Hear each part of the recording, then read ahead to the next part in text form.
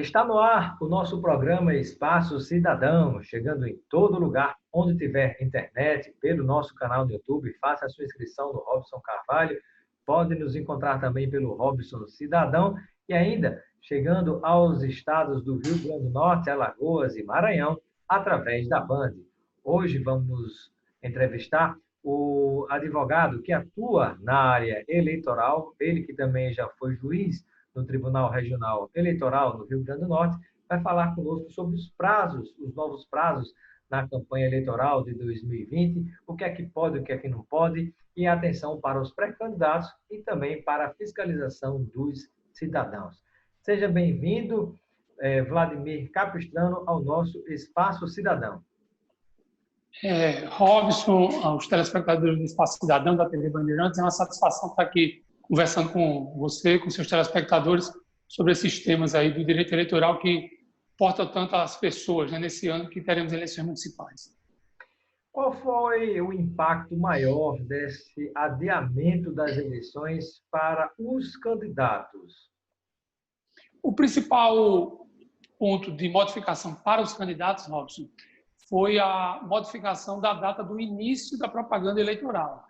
Com a eleição prevista para 4 de outubro, os candidatos, já a partir agora, do dia 16 de agosto, poderiam iniciar a sua propaganda eleitoral. Ou seja, poderiam ir para as ruas, pedir votos, divulgar o seu número de candidatura, divulgar o seu material de propaganda.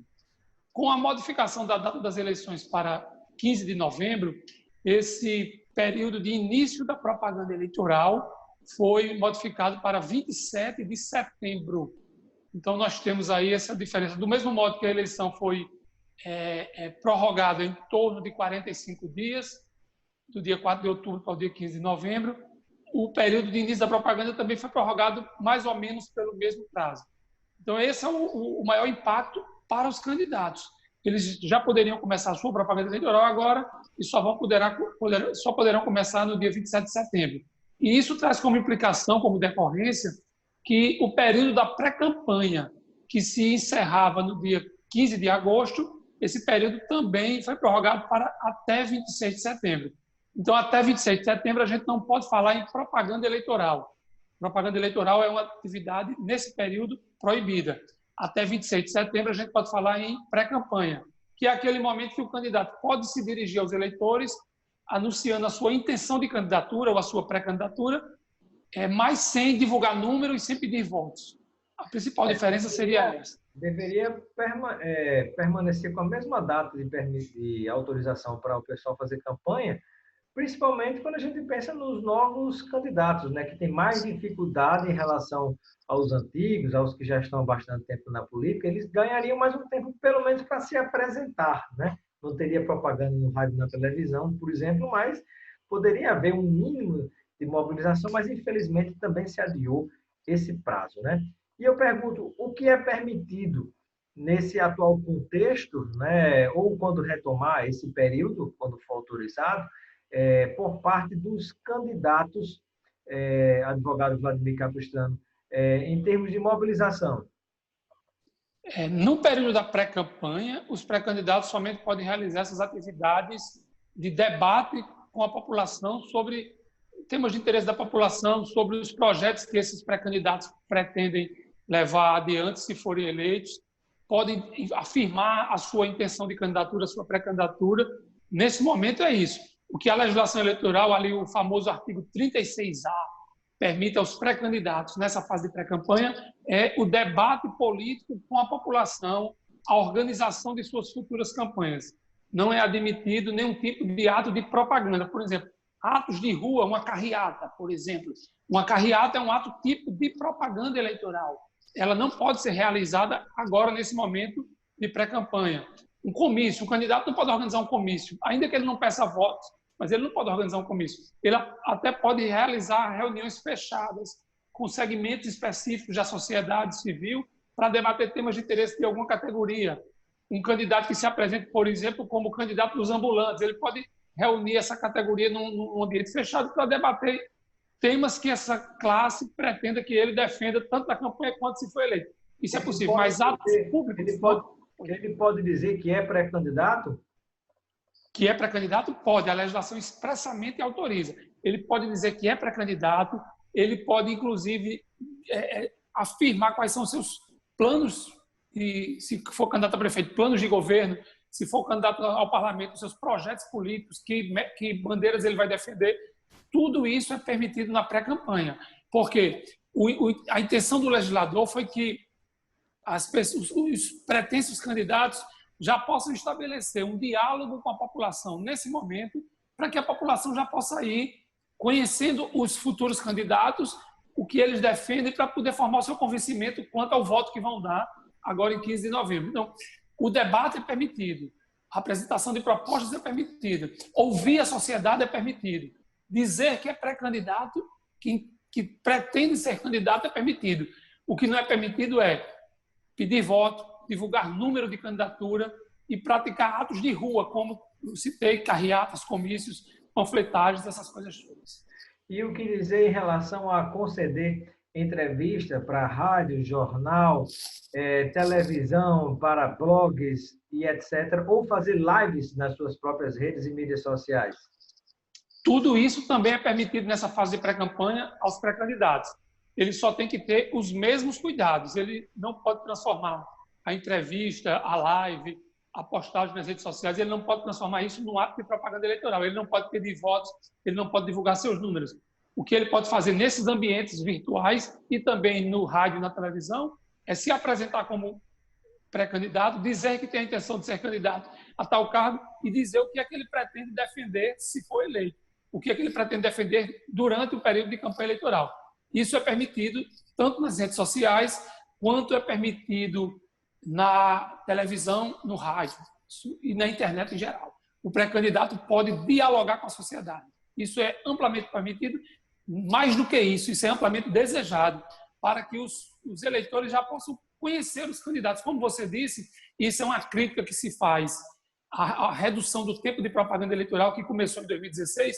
Esse encurtamento da campanha eleitoral, ele tirou do eleitor o direito de conhecer melhor as pessoas que se apresentam como candidatos e que serão os gestores da cidade, dos estados, os parlamentares. E essa pré-campanha, ela tem por objetivo suprir esse pequeno tempo de campanha eleitoral com a abertura do debate político nesse tempo de pré-campanha, para que os eleitores possam ter mais conhecimento de quem pretende ser prefeito ou vereador na sua cidade. Estamos conversando com Vladimir Capistrano, que é advogado e atua na área eleitoral. Uma outra pergunta é em relação aos prazos eleitorais, Vladimir. Quando a gente pensa nessa situação das alterações, todos os prazos sofreram impactos para serem adiados, também como foram adiados as eleições? Pergunto isso porque muito do que diz na lei diz assim, tal coisa é permitida até tantos meses antes da eleição. Então, como a eleição foi adiada, teoricamente, determinados prazos são adiados. Isso vale para tudo? Não, Robson, não vale para tudo. A emenda constitucional 107, que foi a emenda constitucional que adiou a data das eleições de 2020, de 4 de outubro para 15 de novembro, ela foi publicada no dia 3 de julho passado, pouco mais de 30 dias. E nessa emenda constitucional, o Constituinte ele colocou a afirmação de que os prazos que até 3 de julho já estavam ultrapassados, eles não seriam renovados. Ou seja, aqueles prazos já venceram com base na eleição em 4 de outubro e permanecerão vigentes na data originária, sem serem alterados em razão da eleição ter sido modificada para 15 de novembro. Os prazos que não estavam vencidos até 3 de julho e que também tinham como data base o dia da eleição, esses aí sim foram afetados pela modificação da data da eleição. Por exemplo, vamos falar de alguns prazos. Desincompatibilização de quem ocupava cargo público. Fica adiado ou permanece o que já estava antes? O prazo de desincompatibilização, ele tem como... a desincompatibilização tem como regra 3 prazos distintos. 6 meses para os candidatos a vereador que ocupam cargos de direção superior nos órgãos de administração pública. 4 meses para os que querem se candidatar a prefeito e ocupam esses cargos de direção superior na administração pública.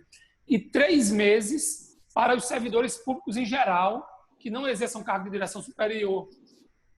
Quando a emenda constitucional foi publicada no dia 3 de julho, o prazo de 6 meses e o prazo de 4 meses já tinha ultrapassado. Portanto, quem precisava se desincompatibilizar com 6 meses ou com 4 meses, não teve o prazo renovado em razão da modificação da data das eleições. Mas o prazo de 3 meses para o afastamento do servidor público em geral, esse daí não tinha sido ultrapassado ainda. Ele, inclusive, seria ultrapassado naquele dia. A partir de 4 de julho, ele teria que estar afastado. Como não tinha sido ultrapassado ainda no dia 3 de julho, ele foi prorrogado para 14 de agosto, que é 3 meses antes da data da eleição. Então, no caso de desincompatibilização, tem essa particularidade porque há 3 prazos distintos. E 2 deles já tinham ultrapassado e não foram renovados, e o que não tinha ultrapassado ainda foi recontado com base na nova data da eleição. Vamos para outro prazo que é bem sensível, prazo de filiação partidária. Filiação partidária, exatamente. Como é que pode se filiar? Quem não se filiou? A lei exige que o eleitor que quer ser candidato ele esteja filiado a partido 6 meses antes da eleição. Esse prazo venceu em 4 de abril. Como a emenda constitucional só foi publicada em 3 de julho, esse prazo não foi afetado. Então, mesmo que com a mudança da data da eleição, o candidato pudesse ganhar prazo aí de 4 de abril para 15 de maio, mas quem se filiou dia 10 de maio não vai poder ser candidato. Por quê? Porque a contagem do prazo se dá com base na data anterior da eleição e não na data nova, porque ele já tinha sido ultrapassado quando a emenda constitucional foi publicada. Então, a regra é essa. Todos os prazos que já tinham vencido no dia 3 de julho, esses aí não foram renovados. Os que venceriam de 3 de julho em diante foram recontados com base na nova data da eleição. Um outro assunto também importante hoje em dia, com redes e mídias sociais, tem muita gente impulsionando o conteúdo, né, de suas participações. Candidatos e candidatas podem impulsionar conteúdo nesse período da pré-campanha? É também permitido, Robson. Qual é a regra de ouro para o período da pré-campanha? Nada que for proibido na campanha pode ser feito na pré-campanha. Então, proibiu na campanha, com muito mais razão na pré-campanha também é proibido. Impulsionamento, ele é permitido na campanha. Se ele é permitido na campanha, a regra é que ele também é permitido na pré-campanha. O que o candidato tem que ter cuidado é com o conteúdo da postagem que vai ser impulsionada. Se o conteúdo tiver características de propaganda eleitoral, e como nesse período ainda não é permitida a propaganda, aí sim haverá problema, não pelo impulsionamento em si, mas pelo conteúdo da postagem impulsionada. Mas o impulsionamento é permitido, com um cuidado que os pré-candidatos têm que ter. O impulsionamento tem que ser financiado pelo próprio pré-candidato. Empresas não podem fazer funcionamento em favor de pré-candidatos e nem mesmo terceiros de postagens de pré-candidatos. Por quê? Porque no período da campanha eleitoral, só o próprio candidato é que pode impulsionar os seus conteúdos ou conteúdos em seu favor. E do mesmo modo, na pré-campanha. Cassação de mandato, caso seja eleito? Como regra, os problemas na propaganda eleitoral que possam caracterizar a propaganda eleitoral antecipada, eles são punidos com multa. Essa é a regra geral. Mas se esse nível de irregularidade se der num volume que possa caracterizar uso abusivo de meios financeiros, de meios de comunicação ou de acessos políticos, aí sim pode caracterizar abuso de poder, e o abuso de poder é punido com perda de mandato e inelegibilidade de quem cometeu o abuso. Por isso que os candidatos têm que ter muita atenção nesse período de pré-campanha para que eles não usem excessivamente os meios de que dispõem, como, por exemplo, comecem a gastar muito dinheiro na fase de pré-campanha. A Justiça Eleitoral não exige prestação de contas dos recursos empregados na fase da pré-campanha, mas se houver alguma denúncia de que houve uso abusivo de meios financeiros, o candidato pode sim responder por uma ação de investigação judicial eleitoral para a apuração do abuso de poder, e a penalidade é perda de mandato e inelegibilidade. Muito bem. Agradeço a participação de Vladimir Capistrano, advogado que atua na área eleitoral no nosso Espaço Cidadão. Seja sempre bem-vindo. Eu que agradeço o convite, Robson, e estou sempre à disposição para conversar com você e com seus telespectadores. Muito obrigado, Vladimir.